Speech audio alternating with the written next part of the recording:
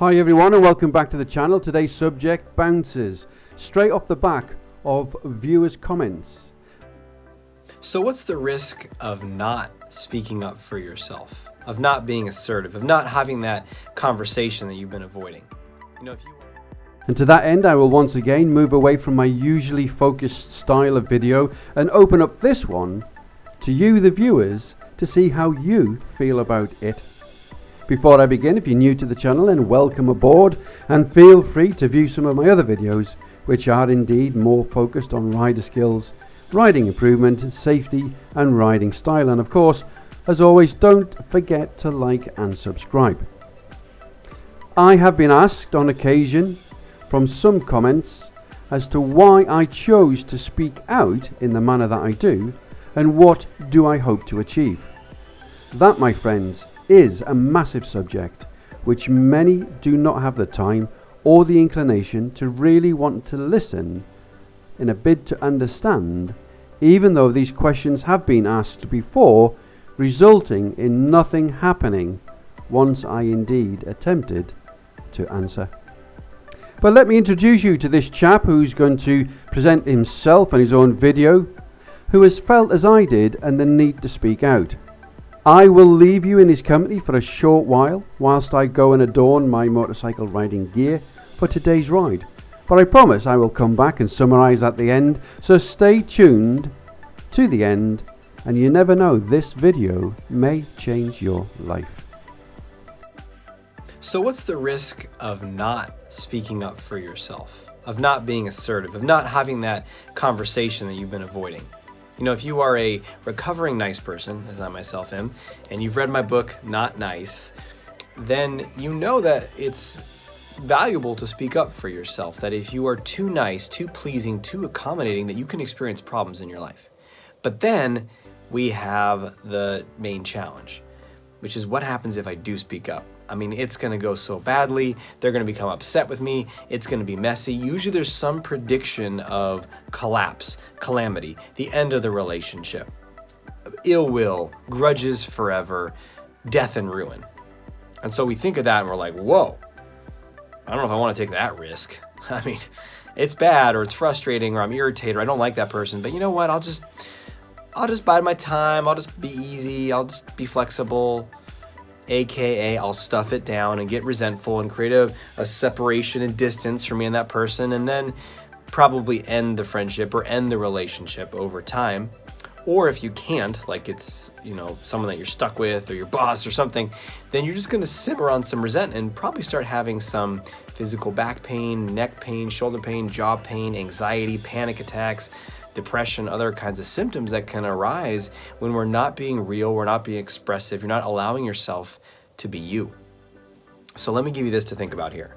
You're very aware of the risk of speaking up, right? Death and ruin. Are you aware of the risk of not speaking up? Damn it. There's risk either way. Is there no safe, certain path in this life? Well, maybe not. At least not in that kind of safety where you never have any discomfort, no challenge, no pain, no potential loss. That's just not how life is, right? We gain, we lose. We have pleasure, we get pain. That's just how it works. So the question is, what kind of pain do you want to choose? You're very aware of the risks around speaking up, but the risks of not speaking up, what happens if you don't speak up for yourself? What happens to your physical health? What happens to your emotional health? Are you tormented inside? Are you resentful inside? Are you burning up inside? Do you got stomach problems? Do you got digestive problems? Do you got physical problems? Pain? What else is the effect? Do you feel dead inside? Do you feel frustrated? Do you feel like you're just holding on to all this tension inside? Do you blow up with someone else in your life where it's safe, like your kids or your spouse, but you're too afraid to go have that conversation with that person that you need to? You want to start thinking about the costs and the risks of not speaking up. What ends up happening is we burn up inside and we also erode the quality of that relationship. If you do not speak up, that relationship will start to wither and die. Now, it might not be dramatic, but it's going to start its decline because now you're removed, now you're distant, now you're probably going to start going in stories. Oh, this person's so like that. Oh, they're closed-minded. Oh, they're too judgmental, even though you're judging them about being judgmental. Oh, they're so petty. Oh, they're just too rigid. Oh, they're a jerk. Oh, they're insensitive. Oh, they're an asshole. Oh, they're too superficial. Oh, they're whatever. Insert your projections and judgments here. And then here's the death knell in the relationship or the job or whatever. You know what? It's not even worth having a conversation. I just don't even want to have a conversation. I just don't even care anymore. I never even liked them anyway. And you know what? That's usually coming from a place of fear. Now, as adults, grown-ups with our big pants on, we don't like to say we're scared. So we call it different things. We call it stress. We don't like to say, I've been too scared to have that conversation with that person for 9 months. And now I've lost all memory of why I want to stay in connection. And so I'm just going to retreat.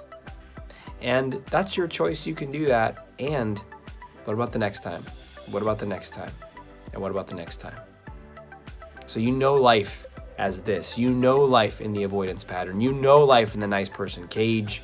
It's kind of safe in that cage, isn't it? The question is, if you swing that door open, are you ready to step forward? Are you ready to walk out? The choice is yours, my friend. Until we speak. So there it is. A very basic presentation. The bottom line is, in our society there are leaders and followers. Unfortunately, some leaders aren't there always for the greater good, and do yet manage to gather many followers who are indeed naive. Just look at today's government and Prime Minister. The net result is mob mentality on occasion, and it's this mob mentality which has led to many of the negative comments which I have received from members of the IM and its internal staff after viewing my videos where I speak out. This company, which I no longer have any respect for due to this behaviour, and I pity those people who are unaware of being followers to the point of not understanding the real reason why they follow. There are also supporting comments to my channel from too many riders out there who have had similar experiences as myself. Now they can be followers too, who simply felt afraid to speak up. And it appears that the IM has its leaders as I am a leader. And when multiple leaders do not agree, often the outcome is not good for anyone.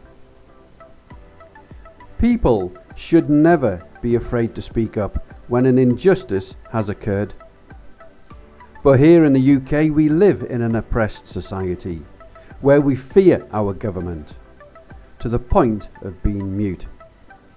As in my last video when Rowan Atkinson made his speech, he clearly stated that the only way to deal with indifference of opinion when you don't like what someone has said and decide to take offence is not to take offence, but have more discussions of why the different opinion exists in a bid to find understanding or common ground to move forward for the greater good.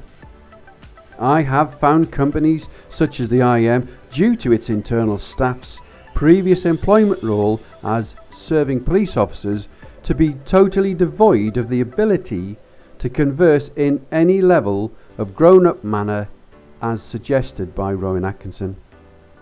They prefer to bully and threaten those within and outside of their own hierarchy and refuse point blank to seek any understanding from anyone who complains or challenges their current status quo. A really professional and progressive company today cannot survive in the wider world of competitive commerce. But as suggested before in the world of motorcycle training here in the UK, we appear to have Hobson's choice, which likely promotes the internal attitude of such companies.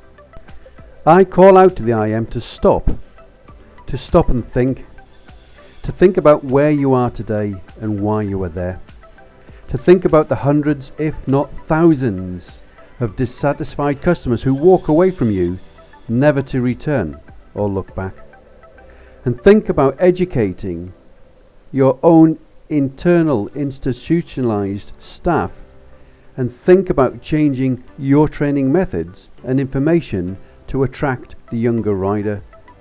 The riders who really need this improvement. Instead of setting your sights on your target market, of retired people with disposable incomes. Turn your backs from this gluttony and really challenge yourself as a company to be the best that you possibly can be. And who knows, you might even learn something new along the way. Now there's a thought. And let me know your thoughts in the comment section below, and as always, remember, think safe, ride safe, and I hope to see you on the next bend. Bye for now.